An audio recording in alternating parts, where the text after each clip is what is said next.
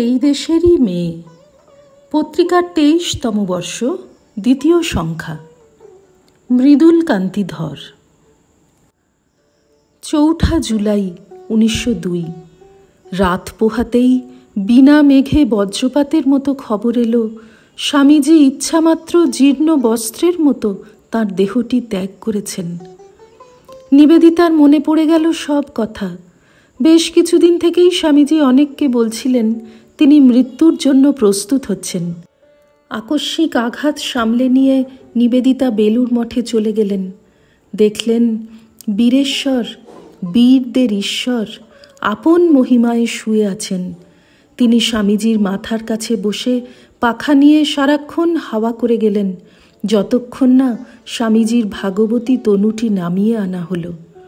দাহকার্য শুরুর আগে নিবেদিতার মনে হলো যে গেরুয়া বস্ত্রখণ্ড দিয়ে স্বামীজির দেহটি ঢাকা আছে, ওটি যদি পাওয়া যেত।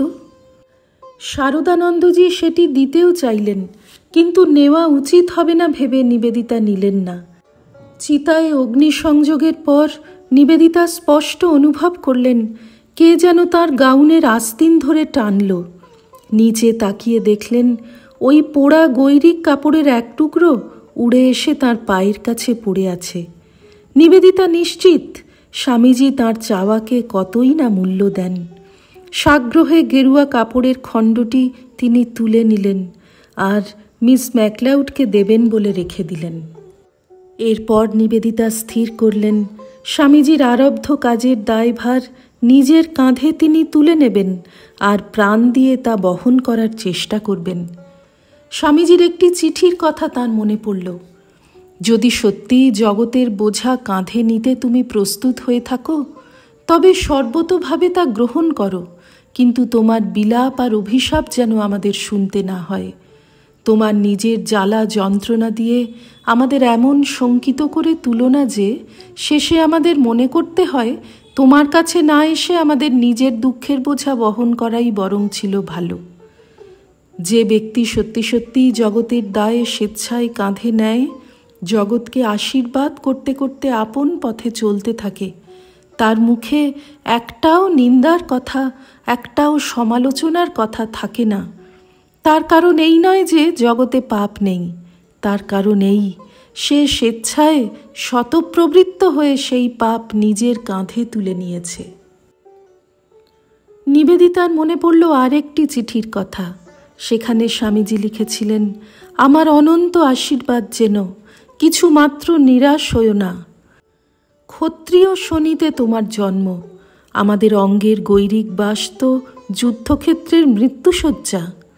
ব্রত উদযাপনে প্রাণপাত করাই আমাদের আদর্শ, সিদ্ধির জন্য ব্যস্ত হওয়া নয়। দৃঢ় হও মা, কাঞ্চন কিংবা অন্য কিছুর দাস হইও না, তবেই সিদ্ধি সুনিশ্চিত। বাইবেলের কিছু কথাও নিবেদিতার মনে পড়ল। Take up your cross then and follow Jesus. স্বামীজিকে কতবার নিবেদিতার যিশু বলে মনে হয়েছে। মিস ম্যাকলাউড ও সেন্ট সারাকে কতবার সে কথা বলেছেন, আর নিজেদের মধ্যে তাঁরা স্বামীজিকে প্রফেট বলে উল্লেখ করেছেন। শরৎ মহারাজও তাঁদের সঙ্গে কথা বলতে গিয়ে বা চিঠিতে স্বামীজিকে প্রফেট বলে উল্লেখ করতেন। স্বামীজির শরীর ত্যাগের পর নিবেদিতা স্থির করলেন স্বামীজির ক্রস তিনি কাঁধে তুলে নেবেন। শ্রী রামকৃষ্ণার্পণমস্তু।